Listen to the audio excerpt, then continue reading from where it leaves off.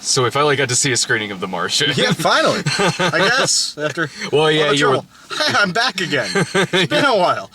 He was climbing Mount Everest. I was drop kicking babies left and right. What else would you expect from me?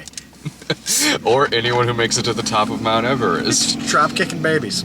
We tried to go see this the other Thursday night, but there was a problem with the projector, so me, Vale, and Allison, like at the last minute, went to go see Everest. And at the end of one of these recent videos, I mentioned this, but I'll say it at the beginning of this one, that during the month of October, some of these might be a little more sporadic than usual.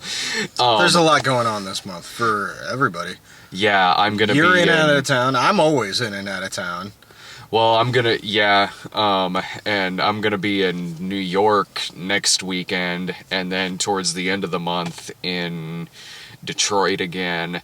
So yeah, the movies will definitely get seen. Just sometimes maybe it won't necessarily be on a Thursday night. Sometimes it might be on a Friday or a Saturday. What can you do? What can you do? Everybody's getting married and doing conventions and shit. By the way, congratulate Irving. He got married yesterday. Yeah. It was a beautiful ceremony.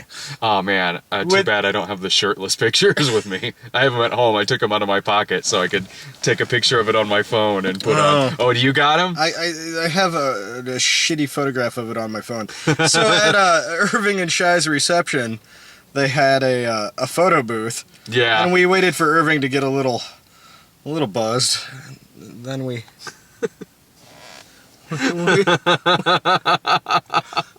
had some fun in there. Yes. And yes, he is wearing that on his head. And he had on, I didn't realize this till we took the picture, that he had on a Batman shirt underneath his tux. Through his whole wedding, he's wearing a whole Batman shirt. Of course he is. Fucking, you gotta love any professional, man. Hell yeah, you gotta love any wedding ceremony where the term, as Jack Skellington once said, is used. It was great. And we almost got lost and ended up in a horror film. Yes. He got married out in the boonies in the middle of a fucking cornfield. Oh, I know where this is going. If we get lost, we're gonna end up in a cannibal serial killer movie or a satanic cult film, or both. Those genres can go hand in hand with each other. In the video for Everest, we made a joke at the beginning of it where we said something like, well, we didn't go see The Martian, but we did go see Everest, so, like, I don't know, maybe it still kind of feels like we saw The Martian. No! Which isn't true at all. Surprisingly light, The Martian. It's a much more uplifting film than Everest. Everest, while a good movie, I mean, Everest is a movie that I recommend, I totally do. Everest is more just a bleak story about, here's the story behind the 200 dead bodies and mile markers on Everest. Yeah. The Martian is much more of a story about hope and survival and keeping a good sense of humor during a situation like this. Yeah. I hadn't seen many trailers for this movie. I just known it was a good book. I knew a lot about the cast, the filmmakers, and it's just like, oh, well, it's a Ridley Scott space movie. This is going to be dark. And it's really not. And the first 5 minutes of the movie, dark. Yeah, it starts out kind of quick, honestly. Like, there isn't... Well, they had places to get to, I think. They do. I mean, it is a long movie. It's an over 2-hour film. But yeah, the opening scene is him getting left behind on Mars. But you get to know enough about this character throughout the film. Like, at the beginning of it, when he wakes up on Mars, since we really don't know much about this character, it is more so like, oh my god, I hope they save Matt Damon. Yeah. He's alone up on Mars.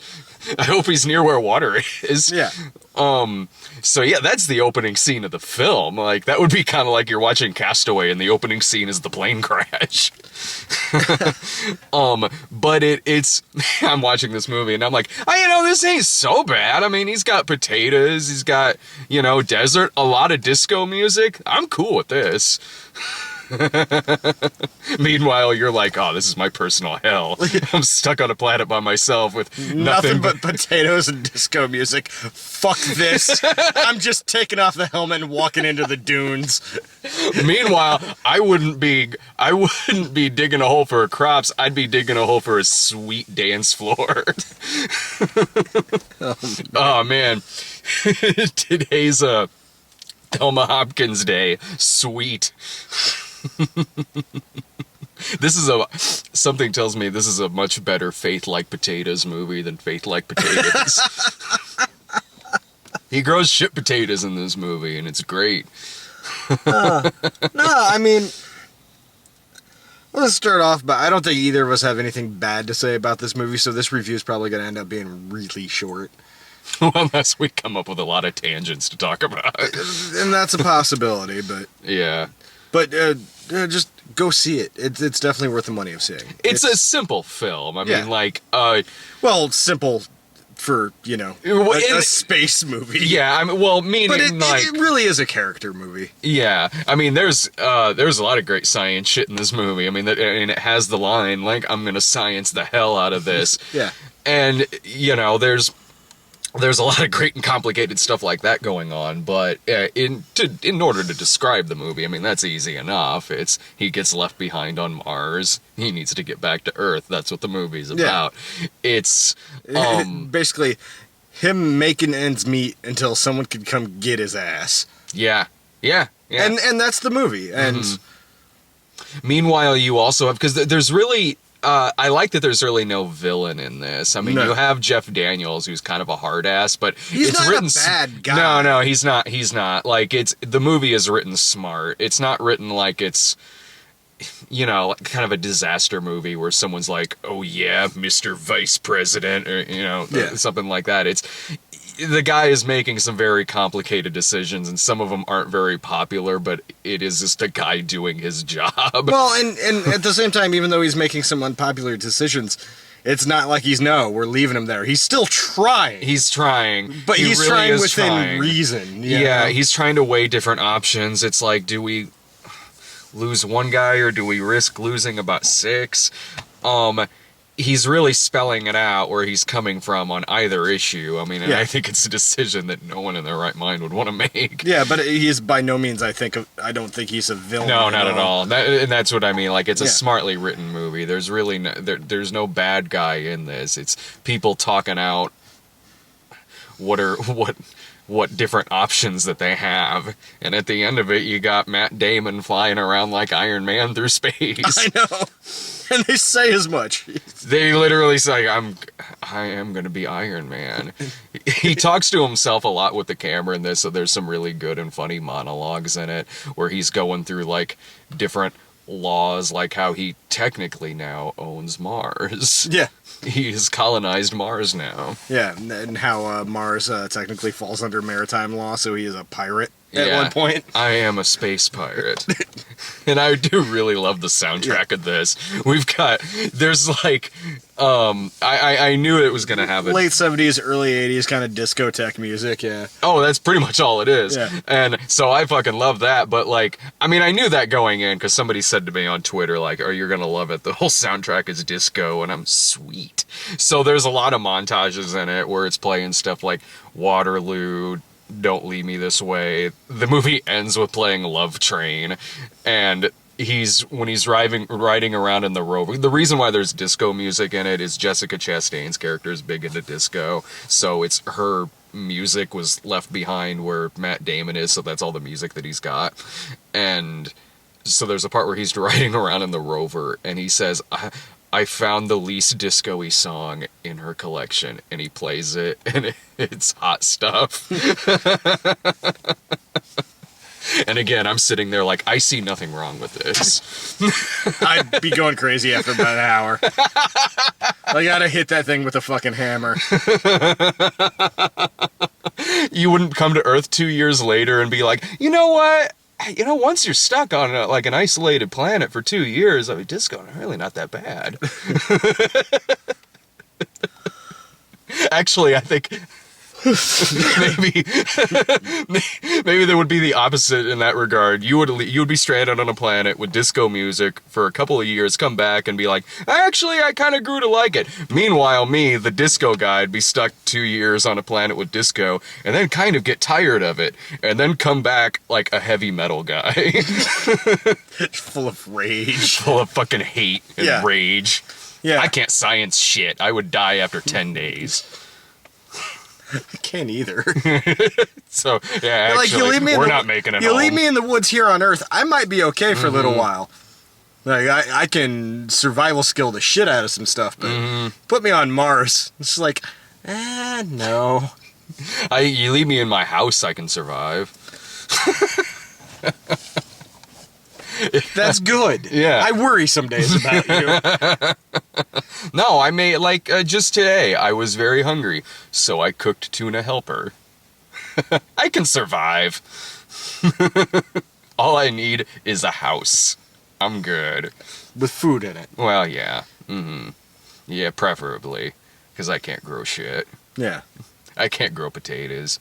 I think I may have once in science class in grade school out of a milk carton. Yeah, you put the toothpicks in the potatoes and Yeah. put it over the water. And yeah. But first I need to buy milk. To drink, so you can have the carton. Yeah. For when I grow cookies later. Yes.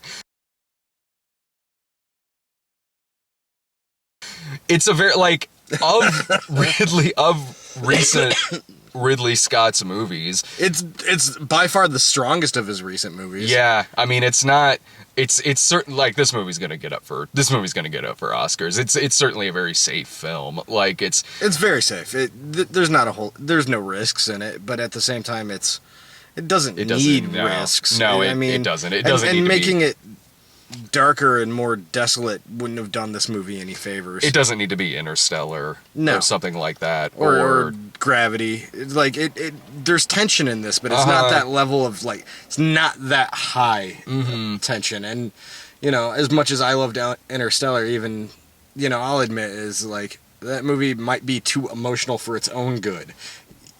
When they're saved with the power of love and things like that. But I mean, I'm not knocking that movie. I like that movie. No, I do too. I really loved Interstellar. I also don't scoff at that particular notion in Interstellar. I don't know. It's because I was just emotionally invested into the movie, so I didn't have a cynical attitude about that piece of the movie. And in terms of comparing it to Gravity, especially in how the movie's shot and how it's made, and this movie probably is as good as the 3D was here. It's probably amazing on an IMAX. If you're going to compare this movie to anything in the past 25 years, it's going to be Apollo 13. Yeah. And there was a movie, I saw this movie when I was a kid. There was a movie from the 70s. It was Max something on Mars. Dude stranded on Mars with his pet monkey. Max Force on Mars, that was it. It was. When did we make that? Probably when I was on even more drugs than when we made Cheap. I don't remember this. Neither do I, and fuck. What was I doing at the time? Can you imagine if this movie took place in the same universe as Ghosts of Mars? Just a couple miles over. I'm down. Yeah. I'm down. Holy shit. Or just on the other side, Red Planet's happening. Yeah. Fucking Tom Sizemore. Meanwhile, there's Tim Robbins' floating corpse from Mission to Mars, orbiting around it. They bump into it on his way out at the end. I mean, the movie's it's not as a divisive movie like something like Prometheus or The Counselor. No, I can't. Both movies we gave positive reviews to. I can't see any reason for anybody disliking this movie unless they have a real hatred of Matt Damon. You know what I mean? There's really nothing to hate about this. Or maybe if they just simply find it boring or don't find it that entertaining. I didn't think it was. I didn't think this was boring. I thought it was a fantastically entertaining film. No, it it's really better was. than Exodus. But like I said when we walked out, it's I enjoyed the hell out of this. It's not going to surprise me when it gets nominated for Oscars. Not at all. I don't, it's still early in the year, so it might not get a ton of nominations. I'll bet you it gets a lot.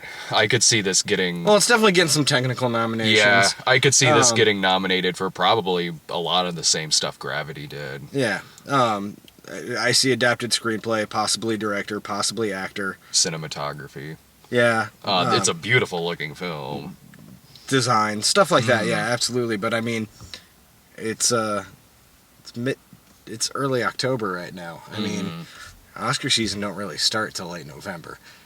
I would say Oscar season does start around it. I would argue that It starts trickling in, but it doesn't hit hardcore till.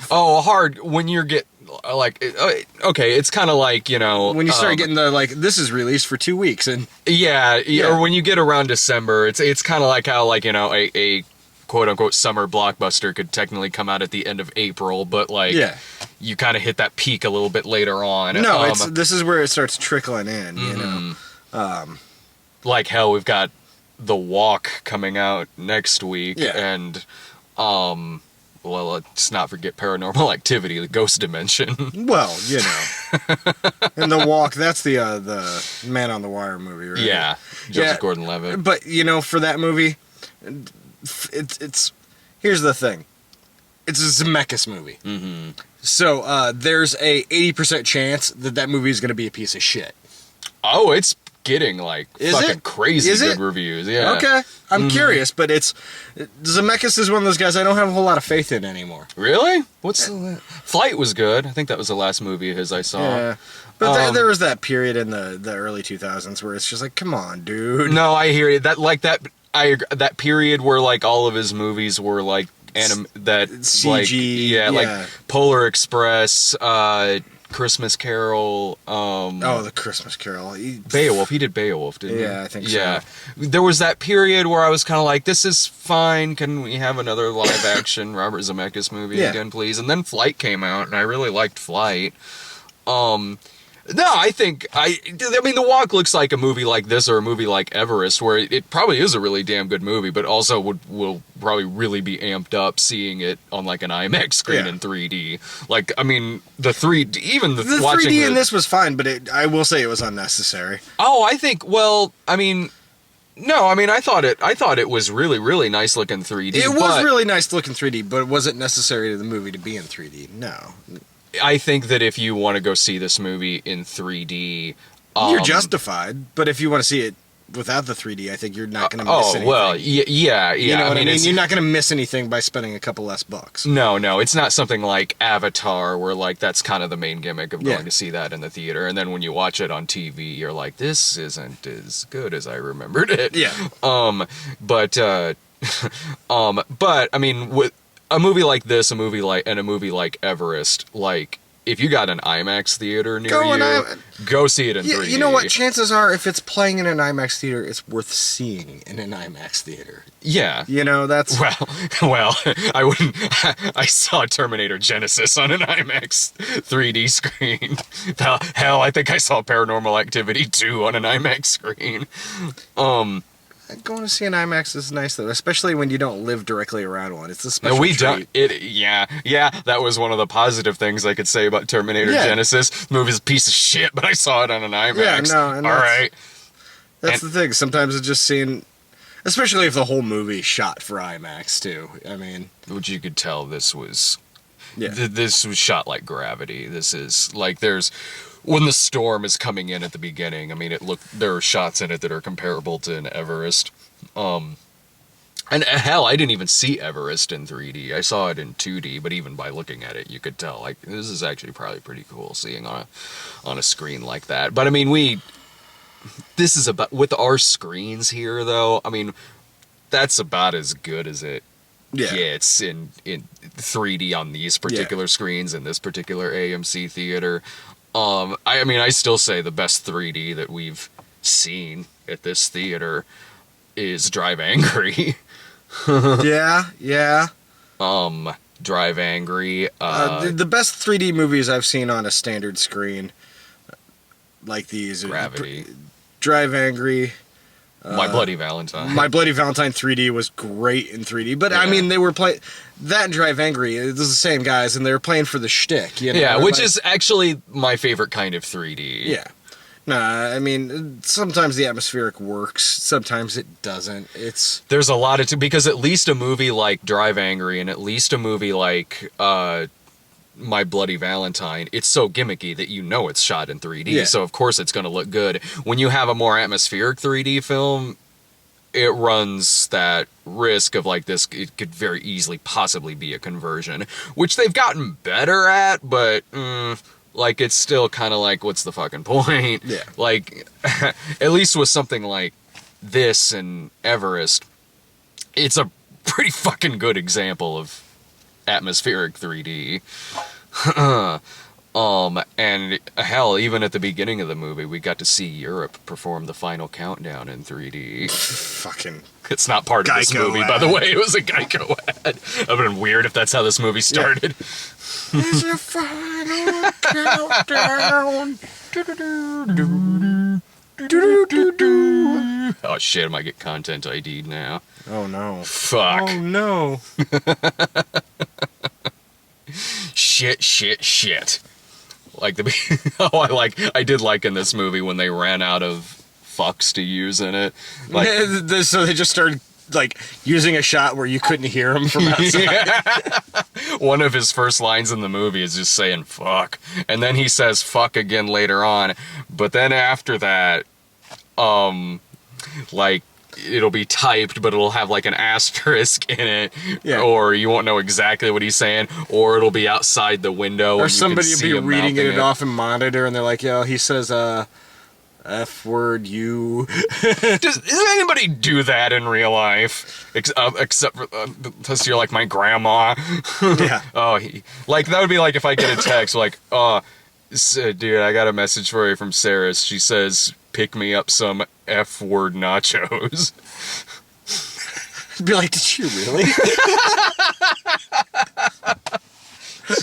That doesn't sound like her at all. Oh wait, hang on. It was Brian that said that. That's a little more accurate. Well, Brian isn't feeling very good lately, so best go get him some Nachos Bel Grande. That'll make him feel better. Yeah, flu's going around.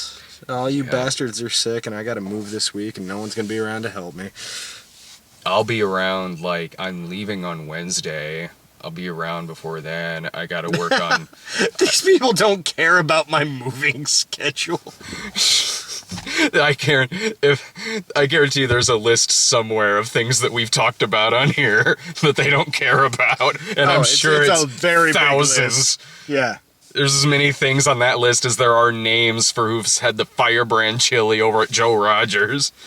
This is a sad story. Brian and I finished that lunk of fucking shit. Like, oh, can we get our names on the wall? Oh yeah, right over there. Huh? 1,000 names. Ugh, totally worth it. Well, it's been in business for way too long. If it's been in business longer than 5 minutes, that's too long. It's gross. But it's a local staple, man. Ah, man, I don't know about that. No, it's disgusting. It's fucking foul. If you like your chili, that's basically just a ground up, dense clump of meat, literally, in a bowl. Smothered with grease. Smothered, literally, like another pot, and smothered with this greasy bean broth. Just go to Google, type in Joe Rogers Chili, Springfield. You'll see the picture of it. You will definitely see the picture of it in, on Google. Looks the same coming out as it does going in. But it burns so much worse. It feels like someone just punched you in the balls.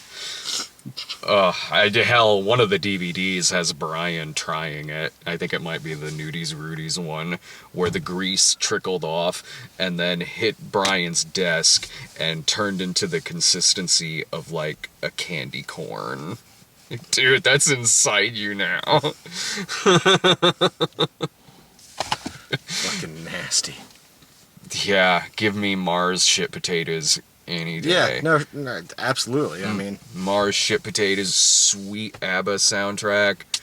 Sold. Sign me up. You got any final thoughts? yeah, go see it. It's a very good movie. My only thing about this, I have nothing bad to say about this movie except for, it's one of those movies that I very much enjoyed seeing it. I wouldn't mind seeing it again. It's not going to surprise me when it gets nominations. Won't surprise me if it wins anything. But 5 years from now, I will have to remind myself that I saw it. I mean, I think I will too, but only because we see so many movies. Well, we see so many movies, and there was nothing... It sounds so wrong, but there was nothing wrong about it. No, No, not at all. It's not a perfect movie. It's a very good movie. It might even be a great movie. Uh-huh. But the thing is, it's just, at this point, the things that stick out to us more than anything are the things where it's like, either that was surprisingly amazing, or... There's something really fucked up about it. Yeah. Or something. Or like, you loved all of it except for this one thing, and it still grates at you, you know? That's... Yeah. I know what you mean. I mean, like, it is like we said, it's certainly a very safe film, and kind of but that's its whole purpose. If it was anything like some of the other things we described, it'd be very out of place for this film. I would probably watch this again if I wasn't. I mean, I rarely rewatch movies anymore, so especially in the theater. I mean, we just don't have time. Yeah. No, I mean, we see so many movies that. I mean, like, come some years from now, it's not like I'm gonna, have this on Blu-ray and then pull it out and pop it in or something like that. If it's on TV, fine. Yeah, I'd have it on and be working on some stuff on the laptop. But no, I highly recommend the movie. It's fantastically entertaining. It's funny. I dig the soundtrack, and great supporting cast. Donald Glover pops up in this. He's funny. He's good in it too. I mean, Michael Pena is good as he usually is in a supporting role. Jessica Chastain, always good. Fucking Kate Mara, a better, much better than anything I've ever seen her in. I've seen her in some decent stuff, but like, this is fucking Sebastian Stan was in it, and Sebastian Stan is in this, and much better, like, science-y Kate Mara movie than Fantastic Four. Fucking and that Christian movie, and a better Simon Kinberg movie. Like, Captive was surprisingly not that bad. I mean, granted, like, we see just the worst of those kind of movies. So when something like Captive pops up, it's like, oh, that wasn't terrible. Yeah. It's probably still terrible. No, I wouldn't even say it's terrible. It's, it was just surprisingly better than I thought it was going to be, but like, largely because it had some suspenseful moments in it, and the acting was really top notch in the film, but also it didn't beat you over the head with any fucking thing like a lot of those other movies do. I mean, this one, like, it wasn't preachy or anything like that. It was actually pertinent to the story and really only kind of made up about 5% of that film. Yeah. So, but, I mean, it's kind of like we said, what are we comparing that to? Fucking Do You Believe? The identical, old-fashioned war room? Yeah. Captive's a fucking masterpiece as far as, like, if you're comparing it to shit like that. It's kind of like when we were really easy on Little Boy. Yeah, it didn't mean Little Boy's a good movie. It wasn't. Captive is a better movie than Little Boy. Okay. But no, I recommend this. Check it out. Next week I'm going to be in New York, but I'll have a couple of midnight screenings that are now on Patreon, like The Iron Giant and the Riff Tracks Miami Connection. Those are on Patreon right now, so next Thursday those will be posted up on the site. So, see ya.